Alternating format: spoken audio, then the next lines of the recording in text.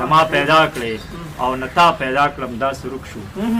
نما پیدا کړې او نتا پیدا کړم دا سرک نما پیدا کړې او نتا پیدا کړم دا سرک شو ګینن یو بل پسې موږ څومره مزلې وکړې ډېر ښکلی یار ډېر یې جدا کړو هغه ستاو که زما نصیب و موږ یې جدا کړو موږ یې جدا کړو هغه ستاو که زما نصیب و دومره مو وس ورپسې مو ښه کنځلې وکړې ډېر ښکلی یار ډېر ښکلی بیا وویل شروع په نوم د الله چې ډېر بخونکی او مهربانه دی درنو لیدونکو د ویار ټي وي نه ستاسو سره بلکل نیغ په نیغه حاضر یم قدرمنو پروګرام ادبي ستوري او زه ستاسو ملګری علي تنها قدرمنو څنګه ستاسو ته معلومه ده چې موږ چم په چم کلي په کلي ګرځو شاعرانو پسې په دغه لړ کې راسره نن یو ډېر ښکلی شاعر میلمه دی په قام میین دی په خپل ولس باندې میین دی په پښتو ژبه میین دی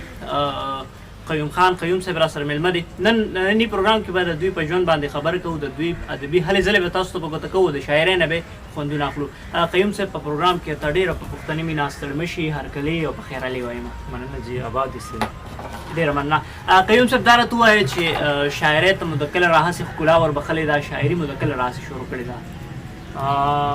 تنها صاحب تقریبا د 2008 نه شروع یم او دا شاعري کوم تر دې ساعته پورې سمه ده او لا دغه سفر لا جاري دی سمه ده صحیح ده قیوم صاحب دا راته هم ووایه چې زده کړه مو پکې د چا نه کړې ده استاد پکې لرئ په دغه میدان کې نو داسې کې خو د شاعرۍ استاد خو نه وي ځکه یو قدرتي عطیه ده ګاډ ګفټ دی او بس بیا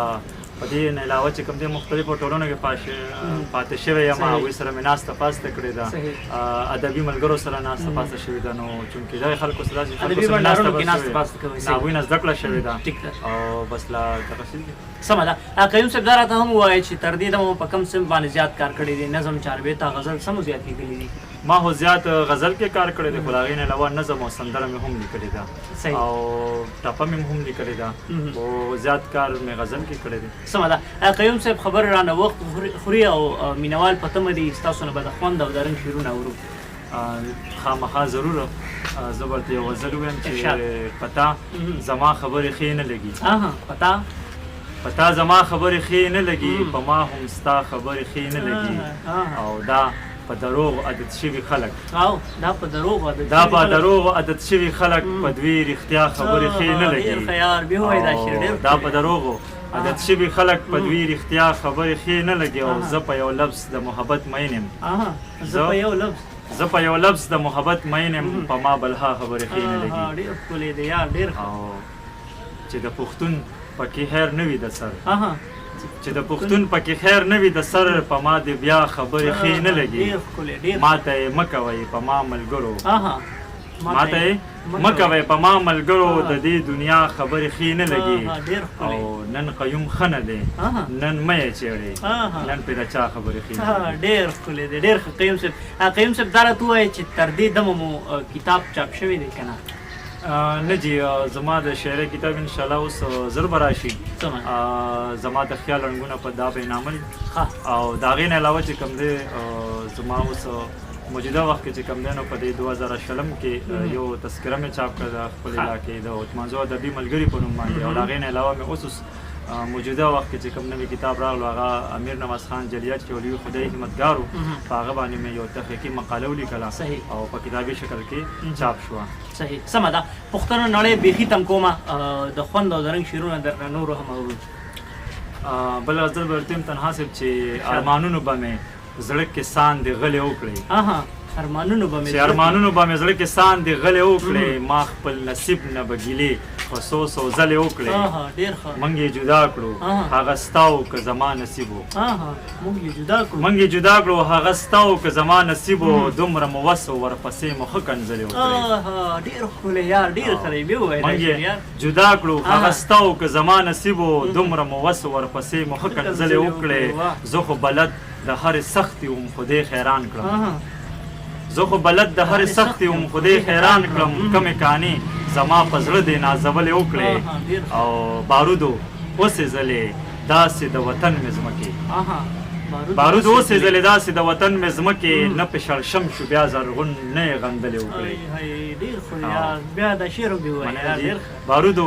اوسې ځلې داسې د وطن مې ځمکې نه په شړشم شو بیا زرغون نه یې غندلې وکړې بیا هم په خپلو اوږو دومره بار د جون ګرځوم بیا هم په خپلو اوږو دومره بار د ژوند ګرځوم ماوې خبر شي دا قصې مې ځکه خپلې وکړې نه ما پیدا کړې او نه تا پیدا کړم داسې ورک شو نه ما پیدا کړې او نه تا پیدا کړم داسې نه ما پیدا کړې او نه تا پیدا کړم داسې ورک شو ګینې نه یو بل پسې موږ څومره مزلې وکړې ډېر ښکلی یار ډېر ښه نه ما پیدا کړې او نه تا پیدا کړم داسې ورک شو ګینې نه یو بل پسې موږ څومره مزلې وکړې نن په محفل کې ستا د سترګو په راز ښه پوهېدو نن په محفل کې ستا د سترګو په راز ښه پوهېدو ځکه قیوم خو نن خبرې ځکه قیوم خو نن خبرې څه بدلې وکړې ډېر ښکلی دی یار ډېر ښه قیوم صاحب ملګري ټول غوږ دي بس خبرې بالکل نه کوم او ستاسو نه یو غزل بل هم او بیا پروګرام راټولوم بل غزل به ورته ووایم چې دا چاته پته ده سبا به څه وي څه به کېږي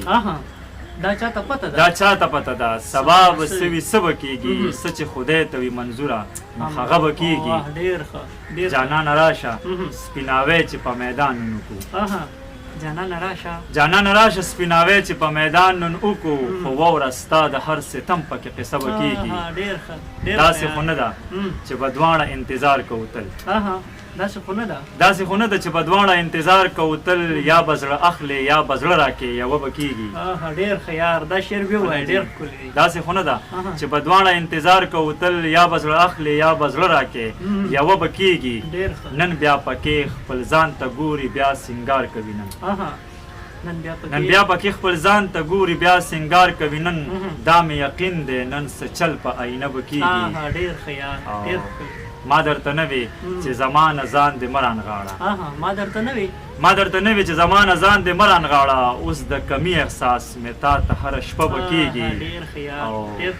مختله چې نن خو یې بیا د شړشم ګل په تور اوربل کې ایښې نن خو یې بیا د شړشم ګل په تور اوربل کې ایښې قیومه زړه سره دې نن بیا حادثه به کېږي دا چاته پته ده سبا به څه وي څه به کېږي څه چې خدای ته یې منظوره نو هغه به کېږي ډېر ښه دی ډېر ښه قیوم صاحب ستاسو شاعري یقینا چې د ستاینې وړ ده ځکه هر څومره ستاینه وکړم ستاسو د شاعرۍ ډېر زیاته کومه ده ډېر داد دله درکومه په دغه لیک باندې قیوم صاحب پروګرام راټولوم په اخره کې څه میسیج څه پیغام پښتنو ته لرئ زه به دغه ووایم چې خپله ژبه وقدروئ پښتو ژبه زموږ مورنۍ ژبه ده زموږ سیالمنه ژبه ده او موږ له پکار دی چې د نړۍ د نورو ژبو څخه دا سیالمنه نوره هم کړو ستره کړو او زما شاعرانو ته د شاعرانو علاوه عام ولس ته هم دا خواست دی چې د دې ژبې قدر کول پکار دي او دې ته وده کول پکار دي خپله ژبه چې کومه ده هغه د یو انسان پهچان دی بالکل ډېر ښه ده ډېر ښکلی قیوم صاحب ستاسو نه یوه نړۍ مننه کوم چې د خپل ژوند نه مو د قیمتي لمحې وخت کې زموږ پروګرام ته راوبخلئ ستا نه ډېره مننه کوم آباد اوسئ مننه حاجي قدرمنو قیوم صاحب مو واورېده د دوی د ژوند خبره مو واورېده د دوی د خوند او د رنګ شاعري مو واورېده انشاءالله د یو نوي پروګرام سره به حاضرېږم تر دغه دمه علي تنها له ورکې اجازت هر چېرته چې ښاد آباد بریالي اوسئ په لوی الله مو سپارم د لوی الله په امان